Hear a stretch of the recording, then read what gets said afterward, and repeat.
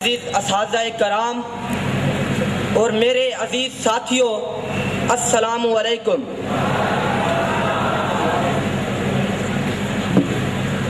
آج کا دن میرے لیے اور میرے دیگر ساتھیوں کے لیے نہایت ہی مسرت و شادمانی کا دن ہے، اس لیے کہ ہمارے سینئر بھائیوں نے ہمارے لیے ایک پرتکلف دعوت کا انتظام کر کے نہ صرف ہماری حوصلہ افزائی کی ہے بلکہ یہ ثابت کر دیا ہے کہ ان کے دلوں میں بھی اپنے جونیئر بھائیوں کی کمال درجہ محبت، شفقت اور احترام کی نمک موجود ہے۔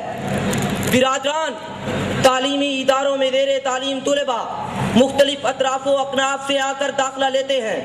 ابتدا میں وہ ایک دوسرے سے اتنے مانوس نہیں ہوتے، لیکن وقت گزرنے کے ساتھ ساتھ ان میں دوستانہ بڑھتا جاتا ہے اور ایک خاص مدت کے بعد وہ ادارے کے ماحول کو اپنے گھر کا ماحول تصور کرتے ہیں۔ جس طرح گھر میں بہن بھائی ایک دوسرے کے ساتھ محبت، ہمدردی، ملنساری اور رواداری کا مظاہرہ کرتے ہیں، اس طرح یہ بھی آپس میں مل بیٹھنے، دکھ درد اور ہمدردیاں بانٹنے میں کوئی دقیقہ فروگزاشت نہیں کرتے۔ لیکن بعض ادارے ایسے بھی ہیں جہاں فضا طلباء کی بامی چپکلش کی بنا پر ہمیشہ مقدر رہتی ہے اور وہاں ہر آئے دن کوئی نہ کوئی پرتشدد واقعہ رونما ہوتا رہتا ہے، اور یہ کوئی خوش آئند بات نہیں ہے بلکہ ادارے کے تقدس کو پامال کرنے کے مترادف ہے۔ آج اپنے اس ادارے میں سینئر بھائیوں کے جذبہ خیر سگالی اور ان کی طرف سے دی جانے والی پرتکلف دعوت کے عمل کو دیکھ کر میں بجا طور پر کہہ سکتا ہوں کہ ہمارے ادارے کا ماحول بھی گھریلو ماحول سے کچھ کم نہیں ہے۔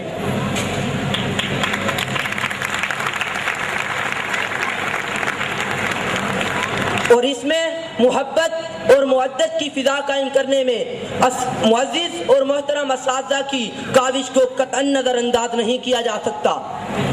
اس میں کوئی شک نہیں کہ مسلم پبلک ہائر سیکنڈری اسکول نے نہایت ہی کم عرصے میں شاندار کارکردگی کا مظاہرہ کیا ہے۔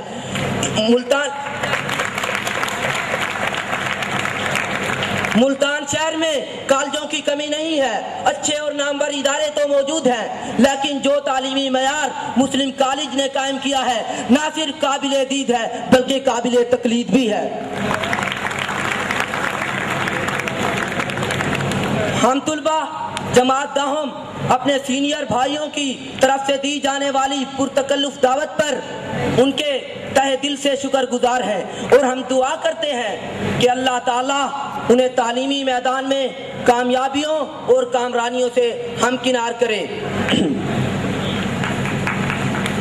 اور ہم بھی توقع رکھتے ہیں کہ وہ اور ہمارے معزز اساتذہ کرام ہمارے حق میں بھی دعا فرمائیں کہ ہم بھی مثالی کامیابی حاصل کر کے ادارے کی نیک نامی اور وقار کا سبب بن سکیں۔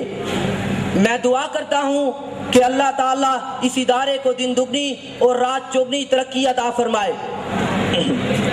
اس کے ساتھ ہی میں خاص طور پر جناب پروفیسر محمد نعیم عارف صاحب کا شکر گزار ہوں کہ جن کی وجہ سے یہ محفل خوش رنگ جمی۔ والسلام۔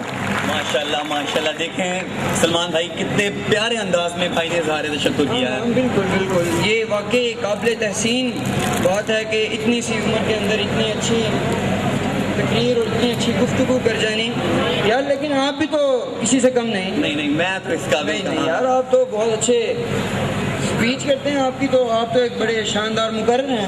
کیوں بھائیوں، ان سے ایک تقریر ضرور سننی چاہیے نا یار، آپ کی آواز نہیں نکلتی، سننی چاہیے۔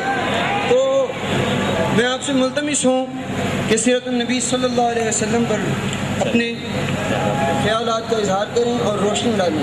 نحمدہ ونصلی ونسلم علی رسولہ الکریم، اما بعد فاعوذ باللہ السمیع العلیم من الشیطان الرجیم، بسم اللہ الرحمن الرحیم۔ وہ دانائے سبل ختم الرسل مولائے کل جس نے، وہ دانائے سبل ختم الرسل مولائے کل جس نے، غبار راہ کو بخشا فروغ وادی سینہ۔ نگاہ عشق و مستی میں وہی اول وہی آخر، نگاہ عشق و مستی میں وہی اول وہی آخر، وہی قرآن وہی فرقان، وہی یاسین وہی طٰہٰ۔ جناب صدر ذی وقار قابل احترام سامعین، آج میں کائنات کی جس ہستی کے بارے میں لب کشائی کی جسارت کر رہا ہوں وہ وجہ ظہور کائنات، بزم امکان، خورشید تاباں، عدل کائنات کے رہبر اور رہنما حضرت محمد مصطفیٰ صلی اللہ علیہ وسلم ہے۔ تو جناب والا اعتراف عظمت کے لیے باعظمت ہونا ضروری ہے۔ سامعین کرام، لاکھ لاکھ رحمتیں ہوں اس محسن اعظم پر کہ جس نے کفر کی تاریکیوں میں حق و صداقت کی شمع روشن کی۔ وہ شمع کہ جس کی تابناکی سے آفتاب کی چمک اور مہتاب کی دمک بھی ماند پڑ گئی۔ وہ مصلح اعظم کہ جس کے بچپن کا دور ایک مثالی دور ہے، تو جوانی بھی پاک بازی، راست گوئی اور شرم و حیا کی اعلیٰ ترین مثال ہے۔ جناب والا وہ کہ جس کا پیغام شعلے کی لپک میں، جھولوں کی چمک میں، آفتاب کی تمازت میں، کوہسار کے سکوت میں اور آفتاب کے نور میں موجود ہے۔ سامعین کرام، حجر اسود کی تنصیب کا وقت آتا ہے،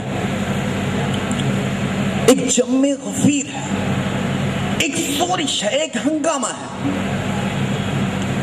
عرب کا ہر قبیلہ اس سعادت سے بہرور ہونا چاہتا ہے، لیکن چند اہل دانش فیصلہ کرتے ہیں کہ اگلے روز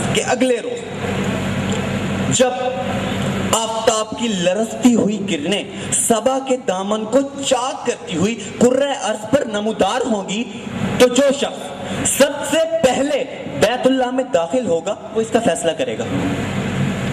سامعین کرام، قدرت خدا بندی دیکھیے، اگلے روز جب آفتاب کی لرزتی ہوئی کرنیں صبا کے دامن کو چاک کرتی ہوئی کرۂ ارض پر نمودار ہوتی ہے، تو وہ کائنات کے رہبر اور رہنما حضرت محمد مصطفیٰ صلی اللہ علیہ وسلم کا استقبال کرتی ہیں۔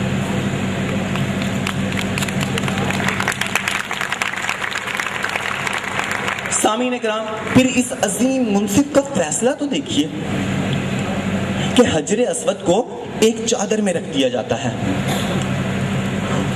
اور عرب کے ہر قبیلے کے سردار کو چادر کا ایک ایک کونا تھما دیا جاتا ہے، اور یہ عظیم ہستی اپنے مبارک ہاتھوں سے حجر اسود کو اس کی مخصوص جگہ پر نصب کر دیتی ہے، اور دشمن بھی انصاف کے ان تقاضوں کو دیکھ کر حیرت بدار رہ جاتے ہیں، اور ایک بھی شخص ایسا نہیں جو اس کے خلاف لب کشائی کی جسارت رکھتا ہو۔ تا ابد جس پر نہ چھائیں رات کی تاریکیاں، تا ابد جس پر نہ چھائیں رات کی تاریکیاں، آؤ مل کر ہم کوئی ایسی سحر پیدا کریں۔